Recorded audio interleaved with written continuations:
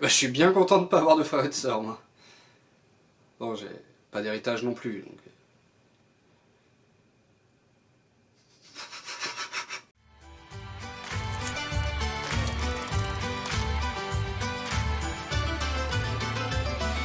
Les chroniques du lombric.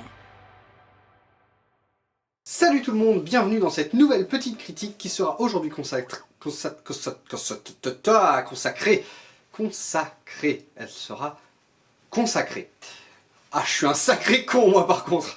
Salut tout le monde, bienvenue dans cette nouvelle petite critique qui sera aujourd'hui consacrée à L'Ultime Héritier, sorti le 25 mars et réalisé par John Patton Ford, qui raconte l'histoire de Beckett qui a été un petit peu abandonné par sa famille, sa mère et lui, par sa famille qui sont une grosse famille de gros riches, de bons gros riches, et il va décider pour pouvoir toucher l'héritage et avoir les milliards que valent sa famille, et bien de tuer tous les gens qui sont avant lui dans la chaîne alimentaire, mais surtout dans la chaîne de succession au sein de sa famille qu'il n'a jamais vraiment connue. C'est sympa, c'est ce que je pense nous ferions tous. Un film comme ça, l'intérêt que ça a, c'est de voir comment le processus qu'il va adopter pour tuer chacun des différents membres de cette famille. Ils sont au nombre de 7, et du coup l'intérêt c'est de voir les 7 meurtres et comment ces 7 meurtres vont être exécutés concrètement.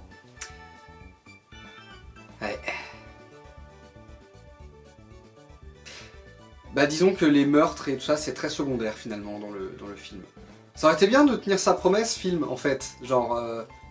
Moi je suis venu pour voir ça, je suis venu pour voir le processus, comment il va... l'ingéniosité qu'il va avoir pour tuer chacun de ces gens, comment il va les étudier, comment chacune de leurs faiblesses va causer leur perte, tout ça. Là non. Là la quasi-totalité des morts se font hors champ et sont un peu bâclés, genre on voit juste... comment est-ce qu'il s'y prend, genre qu'est-ce qui va causer la mort, mais on voit pas la mort en elle-même, on voit juste la tombe après, et ça se passe hors champ, et on voit à quasiment aucun moment on voit le processus de comment est-ce qu'il fait pour les suivre et connaître leurs habitudes, enfin on voit rien de tout ça, et du coup bah c'est un peu l'impression de m'être fait... j'ai un peu l'impression que tu m'as entubé les films, et j'aime pas trop beaucoup ça. Concrètement, il y a vraiment que, on va dire, un mort, il y a le deuxième, où on a vraiment tout le côté, essayer de s'immiscer dans son quotidien, établir un plan pour essayer de le tuer sans que ça éveille les soupçons, parce qu'il ne faut pas que ça éveille les soupçons, voilà, tout ça c'est assez complexe, et ça fonctionne bien. C'est le meilleur moment du film, tout ce personnage-là qu'on suit et qu'on va voir, du coup, apprendre à connaître ce membre de la famille, qu'on va apprendre à vraiment le connaître, et tout ça, et je trouve que ça marche bien. C'est dommage qu'ils aient pas essayé de faire ça pour les autres aussi. Parce qu'il y en a, c'est genre en limite des accidents, ou alors c'est des... il y en a deux qui sont... Vous attendez même pas à voir les 7, hein, c'est-à-dire que sur les 7, il y en a deux où, dans une scène de 2 minutes, les deux ils meurent. Ils se font... C'est expédié, on me dit juste... Oui, alors il y avait aussi ma tante qui faisait ça et qui aimait faire ça, et du coup j'ai juste eu à faire ça et elle est morte. Et puis après j'avais mon oncle aussi qui aimait faire ça, et du coup j'ai juste eu à faire ça et il est mort. C'est dingue pour un film d'aussi peu exploiter son concept. Alors oui, c'est un concept qu'on a déjà vu plein de fois, mais l'intérêt d'un truc comme ça, c'est justement de voir comment tu vas redoubler de créativité pour faire des morts et tout ça qui ressemblent pas à ce qu'on a vu dans d'autres films qui ont le même principe. Pourquoi tu le fais pas? C'est le seul intérêt de ton film. Fais-le, bordel de merde. C'est... Ouais, il y a un côté très frustrant de... La promesse est pas tenue, quoi. La promesse est vraiment pas tenue, et c'est vraiment très dommage.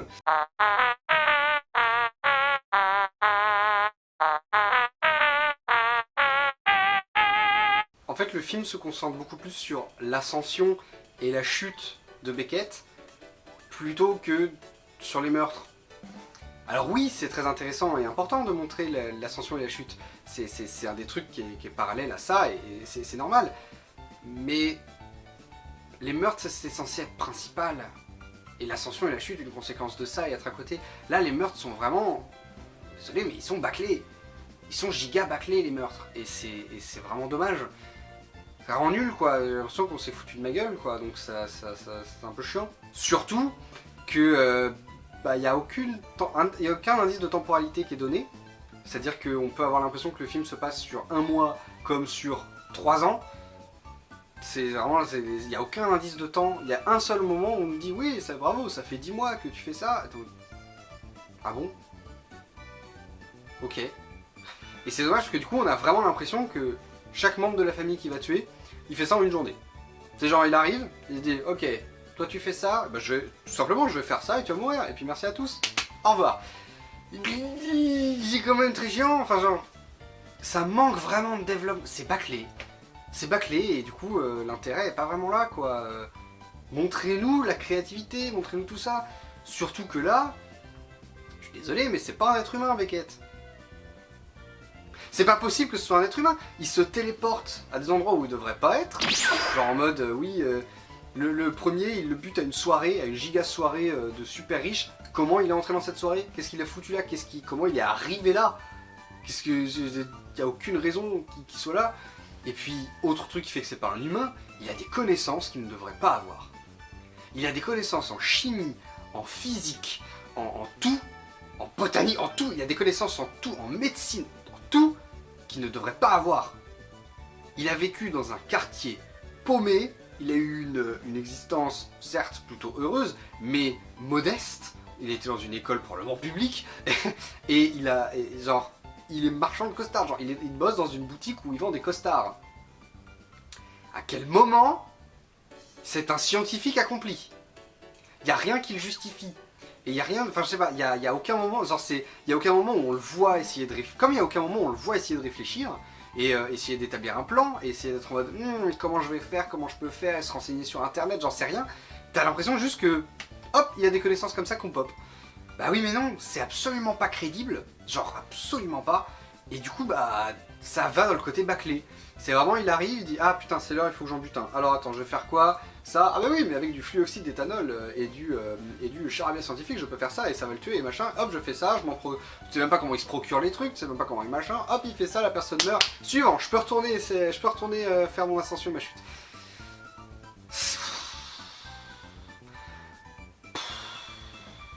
Et au final, les meilleurs personnages et moments du film, c'est les personnages de la famille sur lesquels on s'attarde un petit peu, que sont j'oublie son nom, mais le personnage interprété par Zach Woods, que j'étais heureux de voir ailleurs que dans The Office, même si c'est marrant, il a pris un petit peu de poids. Comme moi. Walk away, bitch. Donc Zach Woods et le personnage de Warren, qui eux, pour le coup, sont vraiment attachants et on apprend à les connaître et du coup, ils sortent du lot.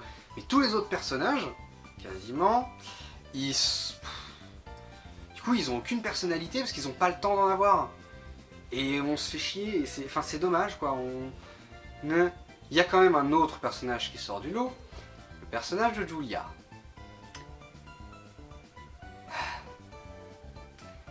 Elle est censée être hyper manipulatrice et intelligente, mais quand toutes ses apparitions, à genre 2-3 exceptions près, sont là pour mettre en valeur ses décolletés et ses jambes, et qu'elle est juste là en mode oh, je suis belle. Regarde comme je suis belle. Alors je sais bien qu'elle essaye de le séduire. Mais quand même, elle en devient genre séduisante à vomir. C'est trop. Elle en fait trop. Alors je sais ça va avec le personnage, mais du coup genre, le personnage est juste détestable et donne pas une très belle image de la femme parce qu'elle est vraiment... C'est la meuf qui est... Comment dire? Elle est superficielle au possible, elle est intéressée que par l'argent. Elle aime pas son mari parce que c'est un nul qui est fauché. Et du coup elle essaye de pécho Beckett juste parce qu'il a de l'argent. Enfin juste parce qu'il est en train de commencer à s'élever et à avoir de l'argent. Et du coup toutes ces scènes elle est là en mode de toute façon mes seuls atouts c'est forcément mes nibards. Parce que je suis une femme, mes nibards et mes jambes c'est les seuls trucs qui comptent, n'est-ce pas? Bref, elle est vraiment genre à vomir. Et j'ai vraiment pas du tout aimé ce personnage qui est censé être pourtant intéressant dans le côté. Parce qu'elle est hyper manipulatrice et intelligente et calculatrice, d'accord. Mais franchement, c'est presque juste dégradant en fait pour les l'image de la femme parce que fait ça pour des raisons absolument nulles, genre vraiment juste je veux de l'argent parce que je suis superficielle et j'ai grandi dans l'argent donc je peux pas imaginer être fauché et aller vivre avec les ploucs dans un quartier résidentiel. J'avais de la vie, enfin c'est vraiment oh là là, catastrophe ce personnage aussi, catastrophique. Et du coup du fait qu'il y a aucune qu'il n'y a pas de build-up sur les morts, que c'est fait hors champ tout ça, bah, le film a rien de marquant. Vraiment, genre c'est... Elle a sûrement vu que la durée de la critique est sûrement plus courte que les autres, parce que bah... Y a rien de vraiment très marquant, tu l'oublies tout de suite après, c'est pas dingue. C'est vraiment pas dingue quoi, toutes les promesses du film, il y en a aucune qui sont vraiment tenues, ou du moins pas jusqu'au bout, et du coup bah c'est... On sort de là, flemme un peu de le revoir et de tout ça, parce que bah... nul. T'as vraiment l'impression que le film t'a menti. T'as dit tiens tu vas voir ça et en fait il t'a servi autre chose. Bah oui mais sauf que moi sur le menu j'avais commandé ça, j'ai payé ça, j'aimerais bien voir ça en fait s'il vous plaît, je ressens pas. Ils nous ont refait le coup qu'il y avait dans Les Rayons et les Ombres, qui est un truc que je n'aime pas du tout et que, sauf quand c'est bien fait, sauf que là en l'occurrence ça ne l'est pas forcément très bien fait. Et mais du coup voilà, c'est un truc que j'aime pas et que vous avez commencé à savoir. C'est lui qui raconte toute son histoire, c'est Beckett qui raconte l'histoire. Sauf que du coup bah, la scène d'intro du film, il raconte cette histoire à un personnage, à quelqu'un. Et du coup tu sais exactement comment ça va finir, quasiment. En tout cas où est-ce qu'à la fin de son récit il va être, parce que bah, ils sont dans un lieu spécial, dans un contexte particulier. Donc tu sais d'avance où est-ce qu'on va. Tu sais qu'à un moment il se passera forcément un truc comme ça pour qu'il se retrouve là. Sauf que quand tout l'intérêt c'est l'ascension et la chute du personnage, bah... Et que en plus du coup, tout ce qui est intéressant à voir dans le film, bah tu l'as pas, tout le côté meurtre, tout ça, tu l'as pas, bah du coup tu te fais juste chier à mode bah oui mais je sais qu'il y a un moment où il va se passer ça et chiant du coup. Parce que bah les trucs que je voulais voir on me les montre même pas, du coup il me reste que des trucs prévisibles que je sais déjà où ça va, donc c'est chiant un petit peu, non? Je dis ça comme ça. Voilà, j'ai pas énormément de choses en plus à dire sur ce film. C'était plutôt une déception, j'en attendais pas grand chose. Et pour citer un grand homme, je m'attendais à rien et j'ai été quand même déçu. C'est vraiment un film qui tient pas ses promesses, qui se vend comme une succession de meurtres organisés machin, mais qui sont juste ellipsés et hors champ et réalisés par un mec qui en sait trop et qui est absolument omniscient. Donc c'est vraiment dommage. Il a même pas une Beckett en lui-même, il a même pas une personnalité attachante ou qui évolue. Cette personnalité reste la même du début à la fin et c'est... Enfin je sais pas, il a pas une personnalité marquante, il est très basique et très neutre. Et il a pas... Enfin je sais pas, c'est pas un personnage qui est vraiment marquant tant que ça. Jessica Henwick, sa copine, elle l'est pas non plus que ça, elle est là où on l'attend, c'est-à-dire que elle essaye de construire quelque chose mais finalement ça n'a pas fonctionné parce que l'autre est d'un con et du coup voilà, c'est un personnage qu'on a vu 1000 fois et qui sort pas du lot parce qu'elle est exactement comme on a vu ce personnage là ailleurs plein de fois et mieux fait. Donc voilà, tout est un peu basique et classique, il respecte pas ses promesses et il n'y a aucune prise de risque en fait. Il y a l'impression qu'ils ont vraiment juste essayé de faire le truc le plus rapidement possible et du coup tous les trucs il fallait se creuser la tête pour être inventif, bah c'est passé à la trappe. Parce que même les morts en soi, parce que je dirais oui mais tu connais, on voit pas la mort concrètement, mais on sait comment il le fait, on sait qu'est-ce qui va causer la mort. Donc peut-être que ça peut être sympa, peut-être que ça reste créatif, non, même pas. Parce qu'il s'y prend quasiment de la même façon, pour la plupart c'est presque de la même façon qu'il s'en prend en fait.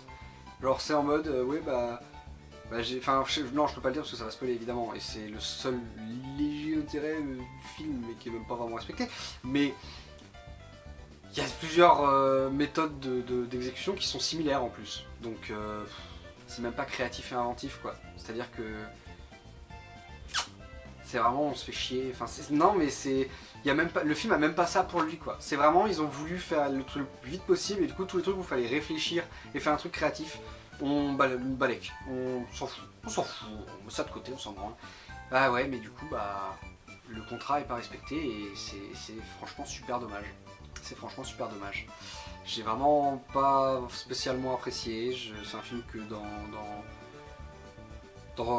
dès que cette critique sera sortie, je vais l'oublier parce que bah forcément, le temps que je monte la vidéo, je vais y penser, mais sinon je vais l'oublier complètement, il va me sortir à 100% de la tête. Et c'est voilà, c'est un film qui vaut vraiment pas forcément le coup. Allez voir des Wikidou plutôt, parce que là pour le coup il est vraiment cool. Mais là voilà, c'était vraiment pas dingue, je vous encourage pas spécialement à aller le voir.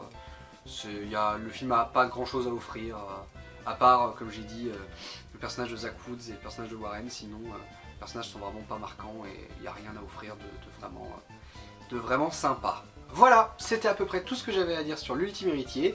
J'espère que ça vous a plu, une critique où j'étais un peu plus négatif cette fois, ça change. Il n'y avait pas d'alchimie parfaite entre les personnages. Dommage. Comme d'habitude, n'hésitez pas à laisser votre avis en commentaire dans le respect de chacun, vous connaissez la chanson. Et quant à moi, je vous dis à mercredi prochain pour une prochaine critique. A plus!